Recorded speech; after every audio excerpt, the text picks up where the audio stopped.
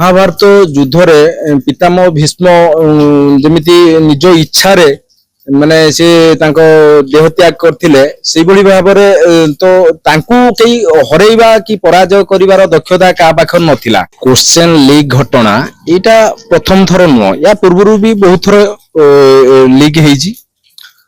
तो घटना एटा गोटे सेंसिटिव केस एटा जेहेतु शिक्षा सहित जड़ित तो ये घटना पुनर्बार न होबा उचित। तो स्टूडेंट माने हुंतु किबा विरोध दल जो मानकर गोटे आक्रोशमूलक गोटे मु कहिबी जे तांकर जो दाबी रहिला तो ये दाबी रे तो गोटे सरकार नैतिकता दृष्टि माने मंत्री इस्तीफा देले। माननीय श्रीयुक्त धर्मेंद्र प्रधान जड़े दक्ष राजनैतिक व्यक्तित्व जड़े दक्ष संगठक आउ उड़ीसा जड़े वरदान व्यक्तित्व कहले भी मध्य भूल हेबनी। आपण तांको छात्र राजनीति पाखरु आरंभ करी केंद्र रे कैबिनेट मंत्री पर्यंत आपण देखिबे तांको से जड़े सफल राजनैतिक व्यक्तित्व।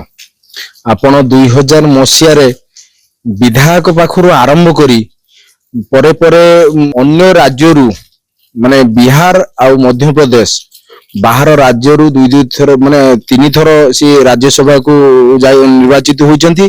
2 राज्यरू बिहार आ मध्य प्रदेश ये गोटे छोटिया जिनस नुह। पेट्रोलियम विभाग मंत्री थिले जो समय पेट्रोलियम विभाग थिले तांको उज्ज्वला म्यान बोली मध्य तांको से परिचित थिले। पेट्रोलियम विभाग रे मध्य से सफल भाव कार्य करथिले परे परे तांको शिक्षा विभाग रे दायित्व दिया हेतला। ता बाद सांगठनिक क्षेत्र रे मु जदी कहमी बहुत किछि 2014 ठू से अनावरत भाव लागिथिले जे ओडिसा रे केमिति संगठन बढ़िबो।